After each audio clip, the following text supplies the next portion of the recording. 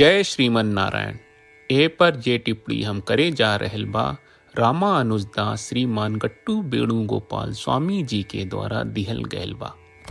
अध्याय 15 पुरुषोत्तम प्राप्ति योग श्लोक 13। गामाविश्य च भूतानि धारयामि अहं वोजसा पुष्णामि च औषधीः सर्वाः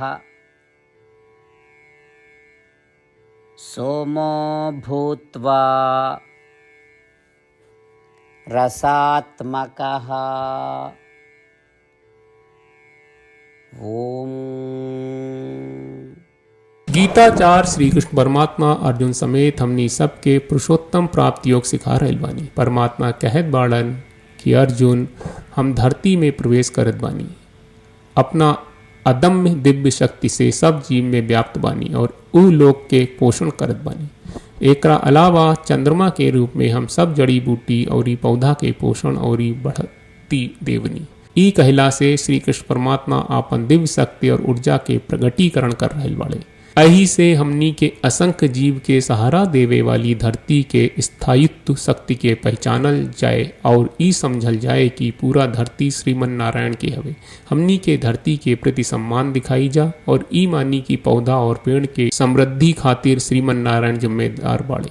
यही से जब भी हमनी के कोनो पेड़ आ पौधा देखनी जा तो श्रीमन नारायण की याद करे के चाहिए और ओकर रक्षा करे के चाहिए। हमनी के धरती के भी देखभाल करे के चाहिए और श्रीमन नारायण के शरण लेवे के चाहिए। हमनी के श्री कृष्ण परमात्मा के वचन के श्लोक के रूप में दोहरावे की कोशिश करी जा। गामाविश्य च भूतानि धारयामि अहमोजसा पुष्णामि च औषधीः सर्वाः सोमो भूत्वा रसात्मकः। श्रीमद् भगवत गीता का पूरा सार श्री कृष्ण परमात्मा ने अध्याय 18वें के श्लोक 65 से 70 में 8 काम करे खातिर दिले बाड़े। श्री कृष्ण कहले हम ओ लोगन से प्रेम करनी जो लोग इन 8 बातन के मान तारे। हम ओ भक्तन के हर तरह से रक्षा करब। श्री कृष्ण परमात्मा के द्वारा बोलल गईल संपूर्ण भगवत गीता सुनला के बाद अर्जुन कहले करिष्ये वचनम त्वा, जेके मतलब बा कृष्ण मैं वही करब जौन आप कही। यही कारण बा श्री कृष्ण अर्जुन के हर तरह के सफलता आ विजय प्रदान करेले। आई परमात्मा के आपन व्रत देई कि हमनी के ये 8 गौ कर्म के पालन करी जा। ई वचन परमात्मा के देवे से बड़न कौनो पूजा तपस्या यज्ञ नहीं।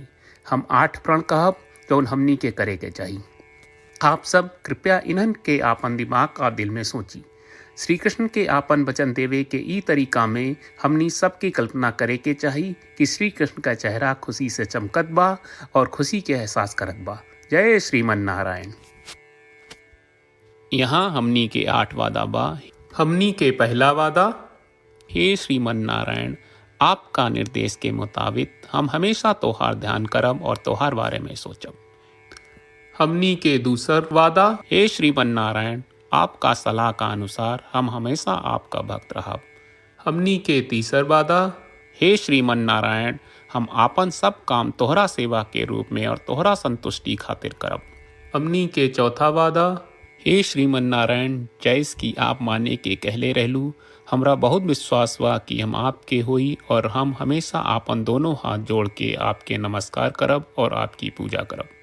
हमनी के पांचवा वादा, हे श्रीमन नारायण हमरा के तोरा बात माम एकम शरणम ब्रज 1866 याद कहले, जहाँ आप हमरा के आपन का अर्पित करे का कहा।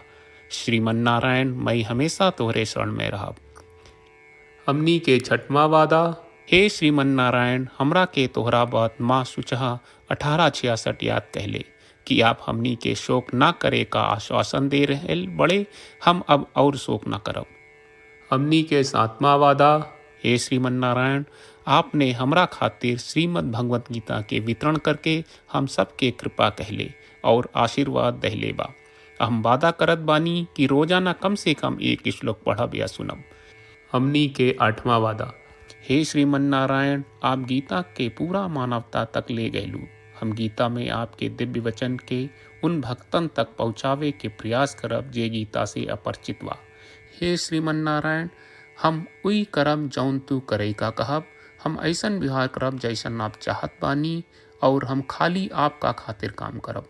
श्रीमन नारायण के रोज आपन वचन देहल कि हम ओइस करब जैस आप कहत बानी, ई अपने आप में बड़न पूजा बा। श्रीमन नारायण, करशे वचनम त्वा। श्रीमन नारायण, हम तोरे निर्देश के मुताबिक काम करब। सर्वम श्री कृष्ण अर्पणम अस्तु। जय श्रीमन नारायण। गामाविश्य च भूतानि धारयामि अहं वोजसा पुष्णामि च औषधीः सर्वाः सोमो भूत्वा रसात्मकः। ॐ गामाविश्य च भूतानि धारयामि अहमोजसा पुष्णामि च औषधीः सर्वाः सोमो भूत्वा रसात्मकः।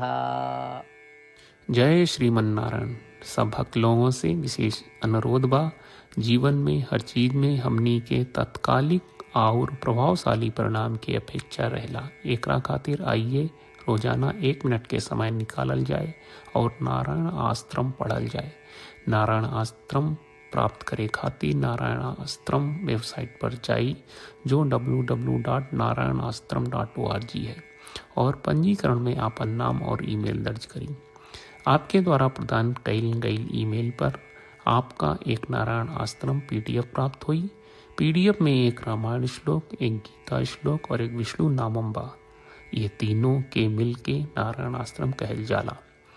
हर व्यक्ति के ये श्लोक के अलग अलग संयोजन मिलेला। जब हर कोई 24,000 भक्तन के साथ रोजाना आपन नारायण आश्रम पढ़त आ सुनत बा, ता हर दिन संपूर्ण रामायण का 1 दौर, श्रीमद् भगवत गीता पारायण के 33 दौर और श्री विष्णु सहस्त्रनाम स्तोत्र पारायण के 24 दौर प्रतिदिन पूरा होएला। ई एक बहुत ही उल्लेखनीय और विलक्षण परिणाम बा, जौन हर एक दिन ऐस करे से निकलेला। ई कारण बा कि आप और आपके परिवार के सदस्य तुरते जाके आपन नारायण आश्रम प्राप्त करी। जय श्रीमन नारायण।